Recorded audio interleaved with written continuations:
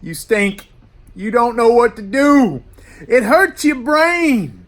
Well, toot, toot, it's time to ride the funk train.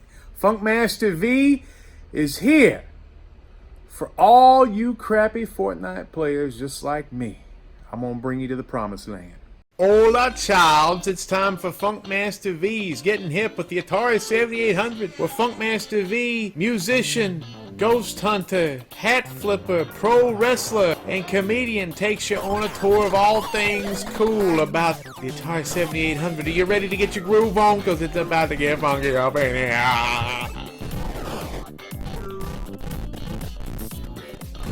Well, Funketeers, let me tell you, normally we're doing Atari games and classic video games, but as I was waiting for Marvel Ultimate Alliance and the new Fire Emblem game to come out for the Nintendo Switch, I started horsing around with Fortnite, which is a game I don't have a lot of success with. I don't like first-person shooters very much. I am so old that I played the crap out of GoldenEye for the Nintendo 64 back in the day, and I got fed up. I don't play Call of Duty. I don't do none of that stuff no more. But for some reason, Battle Royale games are fun. Last year I played Rules of Survival, which is a knockoff of another Battle Royale type game. And I just think, no good. People are just experts at this game, and I never thought I would win. And today, as a crappy player, I'm telling you, I won 5 matches in 5 hours, and I'm going to show you my tips. I'm going to show you my tactics, because I may not be the prettiest, I may not be the best, I may not be the fastest, I may not have the dexterity, but baby, I got the funk. Toot toot, and here's what we're going to do. Now, these tips are helpful for you with the Season 10 or Season X Battle Pass or the Season 10 game right now. And the reason is because they have introduced mechs. They call them brutes, but they're really just mechs. But there is a way for you to win being a crappy player. If you've never won before in your life, you can utilize these tactics and finally notch a W out for your damn self. You deserve it. First, now you just got to go with me here. To me, since I'm not good at shooting people in a game that's centered around shooting people, I have a disadvantage. Well, the thing that we can do, and the way that I approach this game, is I pretend it's like hide and seek. That's kind of the, I used to like playing that when I was a kid, so this is kind of scratching that itch, is hide and seek.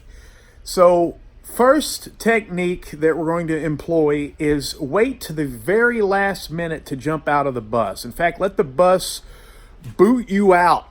And the reason is, by the time you land from that back position, man, 20, maybe even 30 players are dead. So you're trying to finish in the top 10. You're trying to finish in the top 25. You're trying to win. And already 15 to 30 people are dead by the time you land. So employ that technique.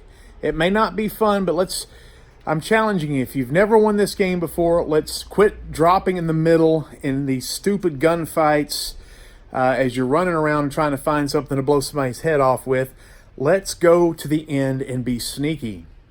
Now, tactic number 2 that we're going to employ: get as much stuff as you can, especially healing and shield potions, and avoid conflict at all costs. If you see somebody, run away. Locate vehicles, which in Season 10, the only vehicle we have anymore is the snowboard hoverboard, and that can get you out of a jam in a hurry. But we're wanting to scout out places on the map where we can hide. We can set traps, we can protect ourselves, but what we're really trying to do is avoid player conflict as everybody else blows themselves to hell. Now, tactic number 3 is we've got to find a brute. We've got to find a mech. So the mech, and the reason why this is such a good thing to use, is not only should you have 100 points of health and 100 points of shield, you're going to have 1,000 points of mech armor. Now the Brute is built to be a two-man machine, and if you learn how to operate it efficiently as one player, you're going to have a huge advantage. You're going to be the queen on the chessboard. Now this doesn't mean you're indestructible.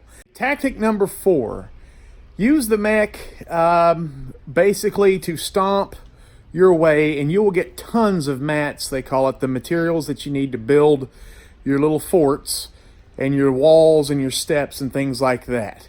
If you're all alone, make sure you take a few minutes to go out and get all the shields that you can and all the health packs and med packs and the slurp juices and all that jive.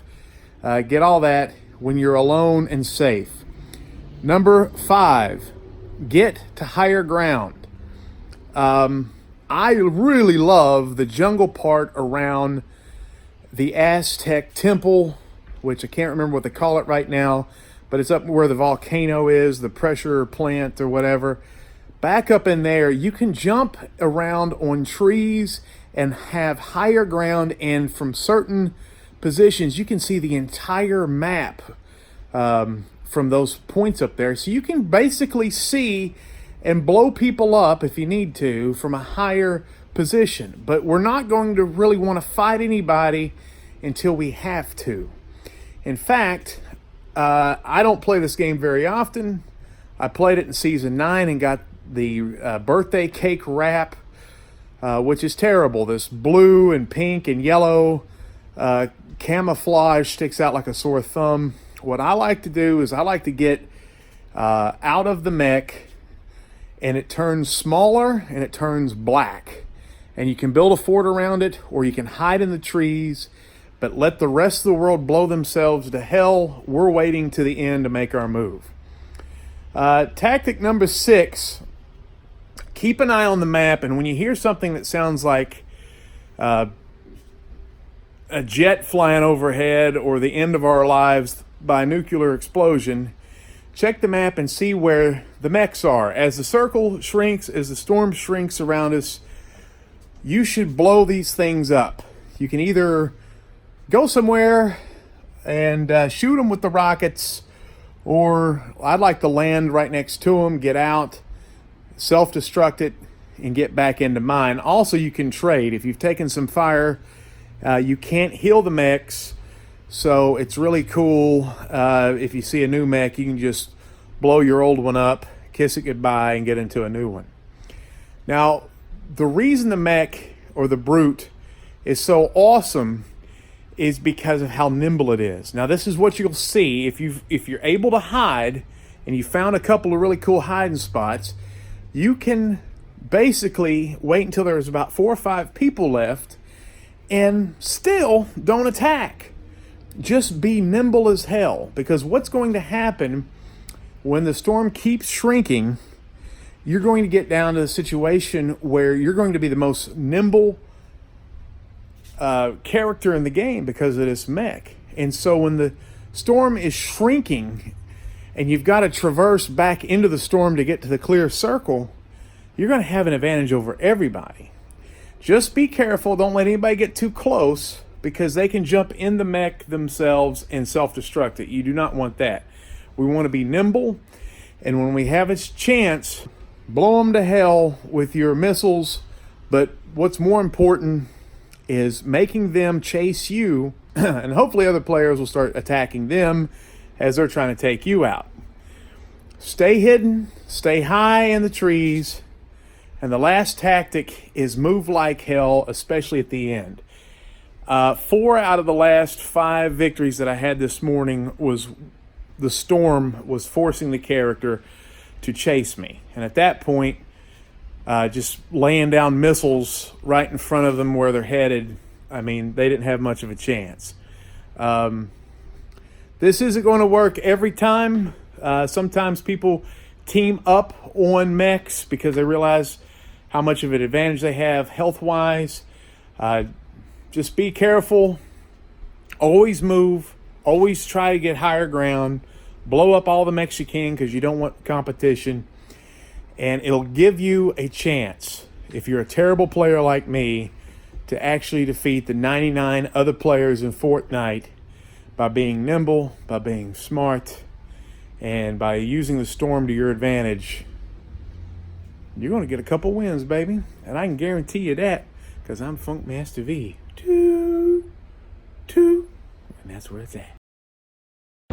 Is it just us, or is the scariest thing about cable paranormal television is how boring it's gotten? Maybe if you feel bad about something you did, you could flicker that flashlight or something.